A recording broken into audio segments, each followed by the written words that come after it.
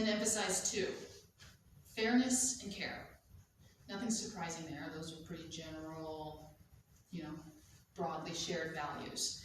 But where things get interesting are with the other side of the political spectrum. Folks that are traditionally Republican or conservative end up balancing more moral foundations. So they care about care, or reducing harm, like everybody, and they care about fairness, of course, but they also care about unity within their group, and they care about purity. And what that means is that they're really good at defending their own, and their cooperation is at a level that liberals can only dream of. So liberals love their wolves, but conservatives, in many senses, are wolves. They let nothing get in the way of defending what's theirs. So to Colorado, consider the Colorado Wolf Bowl, what many people celebrate as direct democracy and closing the gap between conservation policy and the wolf recovery that the vast majority of Americans want to see. But the vote was close. In percentages that really actually closely match the percentage of Americans that think the election was fair and the percentage of Americans that think the election was rigged, the last presidential election. So according to a January 2022 poll, quote, only 55% of Americans believe that Mr. Biden legitimately won the 2020 election, despite little to no evidence of widespread voter fraud, end quote. So we're split. We're really split. How did we get here? It was a Republican president that signed the Endangered Species Act, after all. So we've come a long way. So much has changed, and we've forgotten how to cooperate with a common purpose the way wolves do. We've moved figuratively and literally to entrenched camps. It's been said that all politics are identity politics. Maybe we're just more aware of it nowadays. Studies now detail how the left and right self-organize into towns, neighborhoods, types of housing, and signal that identity with the way we decorate our homes, the flags that we fly, the bumper stickers, the t-shirts that we wear. We're signaling this identity everywhere we go. Even the TV shows that we watch, where we eat, where we shop, all influenced by political affiliations to a certain extent, and often unconsciously chosen to signal our identity. All this means we cut ourselves off from interactions with those that see differently from us. Our coffee shops, schools, offices are safely populated by like minds, and social interactions reinforce our preconceived notions of the world. This is what scientists call belief polarization, whereby those like-minded blinders lead to more extreme attitudes and beliefs. This also means we're more susceptible to what they call the black sheep effect, which is the tendency for individuals to more harshly judge those within our own groups. So trusted people that aren't towing the line or deviating from a norm in some way. In other words, this gets in the way of us even cooperating with our group of mostly like-minded people. So what can we learn from wolves? I think a wolf's journey provides an excellent roadmap. So first, wolves are willing to travel vast distances to get to their destination. If they want to start their own family, they have to leave their natal pack. They have to find a partner and eke out a new territory of their own. Sometimes they have to travel far and wide to get to that destination, to find a mate and a place of their own. There's one young female wolf in Scandinavia that set the record at traveling over 10,000 kilometers in 1 year to get to her destination. It's impressive, right? I think we have to be willing to go vast distances to get to our destination. We are currently not where we need to be. I think we're far from it. The US over the past few years has fallen on a number of really important global metrics, including one that measures democracy. We're now considered by the world as a flawed or deficient democracy. And yet we're acting like we're still functioning in a working democracy. We're writing letters, we're submitting public comments, and giving testimony at meetings, and getting ignored everywhere we go.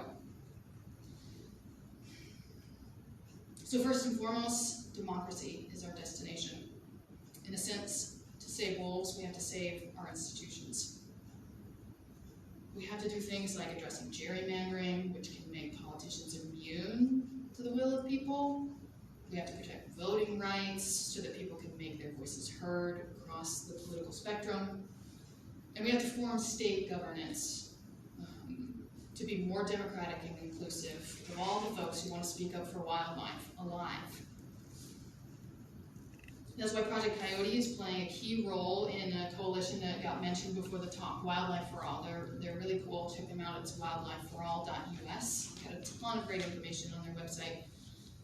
I really believe this collective work that we're engaging to reform decision-making processes will be foundational to all kinds of wildlife decision-making in the future.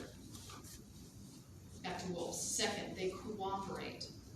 Once we get to our democratic destination, we're going to have to cooperate with our fellow citizens, whether or not they were with us along the way from the beginning. We have to address that polarity that we've all participated in by engaging in the geographic polarization that Americans are so notorious for, and that I spoke about just a minute ago. And no black sheep, whether they're in your family or your political party. We've got to cooperate. We need to consider diverse viewpoints. Sometimes wolves shack up with coyotes. It happens. For life to thrive, sometimes we have to make strange bedfellows. So third, what do wolves teach us? They're persistent and resilient. Pup mortality in any given year could be upwards of 50%. But we have to defy those losses and keep going until our mixed community of humans, more than humans, and wild nature are thriving again. Wolves fiercely defend even the most vulnerable pups for as long as possible. So most importantly, we need to protect all vulnerable others from the powerful until we again can be a thriving family, broadly defined. The last lesson that wolves give us is to know thy enemy and fight like hell when you need to. We might want to think that the opposing political parties or people that don't agree with us are the enemy, but they're not. The enemy is anything that threatens your life, your way of life, and your family. So just like some folks want to confuse wolves as the enemy when it's really climate change and global economic instability and evolving values around animal welfare, we all sometimes confuse our enemies. Our real enemy is the status quo power that will sell life to the highest bidder. The real enemy is division. And to fight like hell, we have to fight bravely for unity. So what's my theory of change? Well, as I've sort of outlined, my theory of change is wolves. How does this translate to a roadmap for wolf recovery?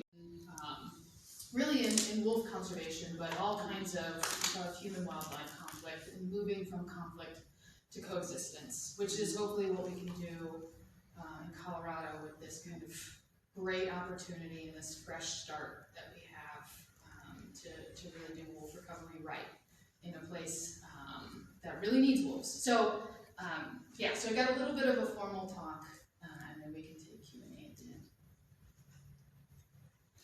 Let's start off sad. So a stat that recently stuck out to me is that 2 out of 5 Americans know someone who died of COVID. That really stuck out to me. I've been thinking a lot about loss. So I look around the room and I see people nodding. We've all been affected by this huge loss. And I know what you're thinking. I thought I came to a talk about wolves. But I promise, sort of like the pandemic, it'll get better and I'll get to the wolf part. And sorry for starting off on a sad note, but I'm also not sorry because we have to talk about loss. We're witness to loss every day, and it's too easy to look away with our fingers in our ears and just chanting, peas and carrots, peas and carrots, peas and carrots. It's going to get better, right? And it's not only COVID. It's a bigger, sometimes quieter loss that we're seeing. We're part of a problem. We're orchestrating the 6th mass extinction of our fellow beings at astonishing rates. Scientists are saying somewhere between 1,000 and 10,000 times we're seeing species loss above the natural baseline extinction rates. Every day we learn there are new ways to die. There are new zoonotic diseases. There are microplastics in the farthest reaches of our guts to the deep ocean. And we're seeing on the news that towns and whole forests are up in flames. So this is the loss that can feel really overwhelming.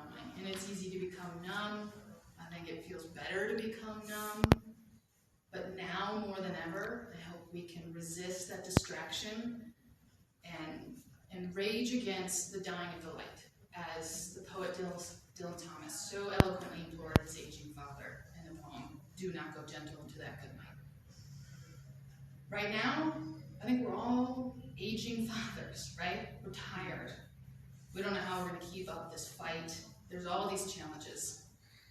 Given what I understand about human nature, I think it's safe to assume that we'd all love to return to the ease that we once knew. I've often thought, let's just burn these damn masks, you know? At some point in the pandemic, I was like, I just want to drive across town to a restaurant. I think we all want to get back on planes and fly across the world, right? Let's post about how happy we are on Instagram. Let's talk about how normal and successful our children are to anyone who will listen.